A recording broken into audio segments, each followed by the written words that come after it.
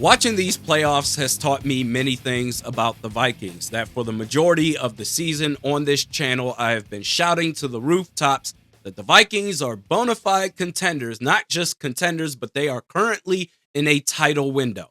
And admittedly, I have to walk that back. They're not quite there, as this video is brought to you by BetUS Sportsbook and Casino. There are several voids that need filling. Talk plenty about the play calling. Beyond that, the divisional round, Lions versus Commanders, highlighted exactly what the Vikings should do in addressing the quarterback position next year. Jaden Daniels is a rookie and mopped the floor with the automatic Super Bowl bid Detroit Lions. Not to say that J.J. McCarthy is Jaden Daniels. He's a superstar. I would say Daniels, and I talked about this in the R Football YouTube channel. If you haven't checked it out, be sure to do so. We have a great time over there covering all things NFL. Daniels, to me, is a top 5 quarterback in the league right now, even though he's a rookie, a bona fide superstar. Obviously, we're not having any of those sort of expectations when it comes to J.J. McCarthy, but the comparison is that both quarterbacks are on a rookie contract. And going to the Commanders, Jaden Daniels and what he's created for the Commanders in free agency, where top names will want to go there because we have a chance to win football games and make a deep run in the playoffs. First year, and he takes his team to the NFC Championship game. They have $87 million in cap. They're about to go sicko mode on that roster. You should do the same thing with J.J. McCarthy. And then comparing Sam Darnold to Jared Goff, they both choked their seasons away, but it's still apples to oranges because in no way, shape, or form should the Lions even think about making a change at quarterback. They're not going to do that at all because he at least has a resume to back it up. He's done it back-to-back years with Ben Johnson, took the Lions to the NFC Championship game last year, went to the Super Bowl when he was with the Rams. Sam Darnold, hey, bro, you had a lightning in a bottle season. Up until this year, you've been a journeyman quarterback. How are we supposed to trust you, paying you $30, $40 plus million per year? How are we supposed to pay you that and then trust that what we saw this past season, 2024, is going to continue and you won't revert back to what you did the last 2 games of the season, the journeyman quarterback that you were? With Jared Goff and the money he's getting paid, you can trust that he's going to continue to be a top 7 to 8 quarterback in the NFL. Sam Darnold, you have no idea. And we're supposed to commit money to that? No thanks. And then with Eagles-Rams, Eagles won by 6 points. The Rams had a chance to score a touchdown their final drive. With the extra point, they would win the game. And it didn't happen. Obviously, the Eagles prevailed. Why? Because of the long-term investment that Howie Roseman has made time after time again in the trenches on both sides of the ball. Third down, Jalen Carter got a sack, and on fourth down, created pressure on Matthew Stafford to force the throw off target. Game over. And I said to myself, watching that game must be nice. Because there's a difference between what the Eagles do, where when it comes down to the game being on the line and say that the opposing offense has the ball and they can possibly win the game, there's a difference with the Eagles in that situation, knowing that they have a chance for their defense to make a play, versus the Vikings in that same situation, hoping that the opposing offense makes a mistake in your favor. Enough with the plant-based diet trenches, offensive line and defensive line. We need meat and potatoes. It's time to invest. Finally, this has been a problem long before KOC and Kwesi Adolfo-Mensah arrived. It feels like it's been a problem for the last 10 years at least. Invest in the trenches now. And even in the Texans-Chiefs game, CJ Stroud got sacked 8 times, 7 times by the Chiefs defensive line. It is long overdue that the Vikings get rid of the old way of operating under the philosophy of building the roster from the outside in and build the roster now from the inside out.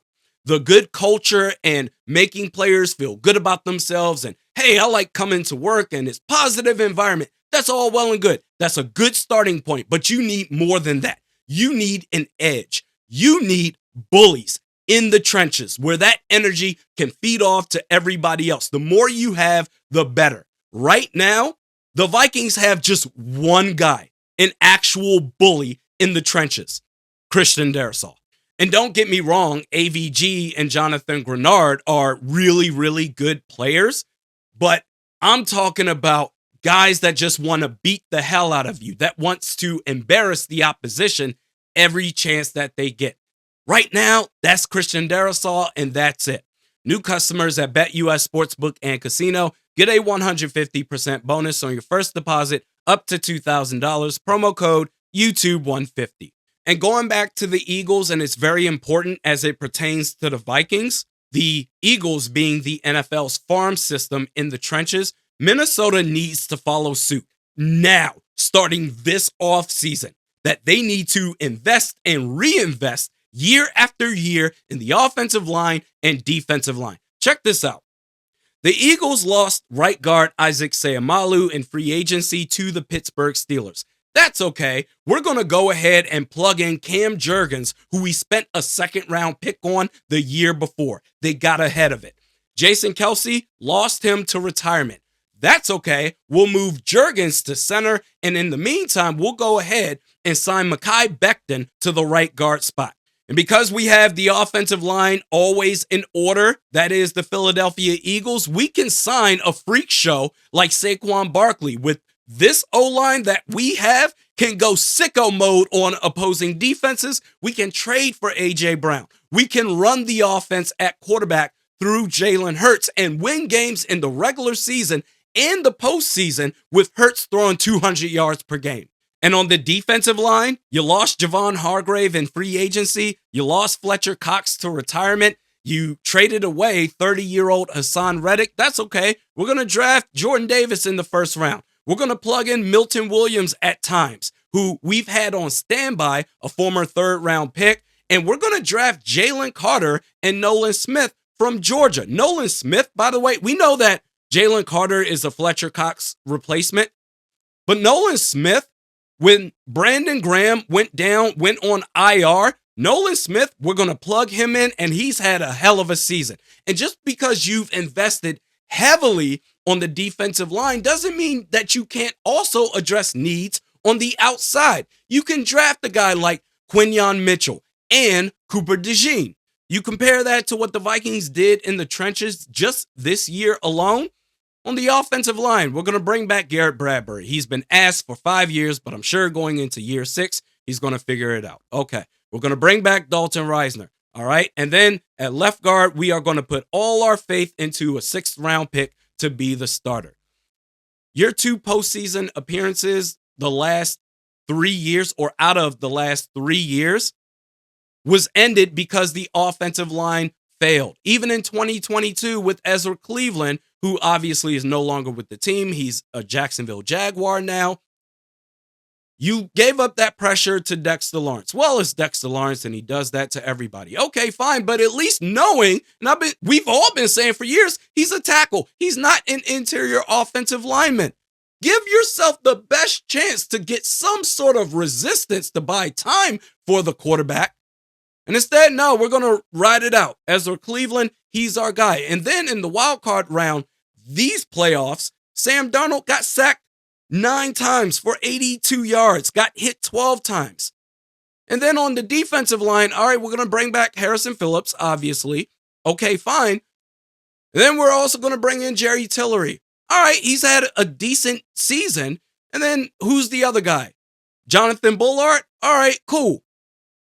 Do you have any dogs? And as I mentioned before, AVG, Jonathan Grenard, those were great pickups. They're really, really good players. But in the thick of it all, in the trenches, interior defensive line, interior offensive line, do you have dogs? Do you have a dog? No, you don't. So respectfully, all I am begging, all that we have been begging for the Vikings to do forever, at least the last 10 years, is to stop farting around when it comes to the offensive line and defensive line. It's time that you take the trenches seriously. So with respect to names, sexy names like DJ Reed, Justin Reed, Charvarius Ward, I get it. But if you're going to go after big names in free agency, it has to be Drew Dahlman, center from the Atlanta Falcons, and Milton Williams, defensive tackle from the Philadelphia Eagles. And if you can sign a third impact player that's going to cost you a little bit, but not as much as, I know Trey Smith is a popular name, but he's probably going to be looking to break the bank and reset the market. But if you can add a third impact player, Trey Smith aside, I would say James Daniels from the Steelers and Will Freeze from the Colts. And I'd be down at 24 if you have a defensive lineman, a defensive tackle that's worth it at that spot. Go ahead and add him. That way you can add 2 new starters on both sides of the trenches. If you want to be taken seriously, and you know what, forget being taken seriously. If you want to actually be a contender and win in the postseason, damn it, address the offensive line and defensive line. Finally, I beg of you, once and for all, please. Thanks to the folks at BetUS Sportsbook and Casino. We'll see you next time.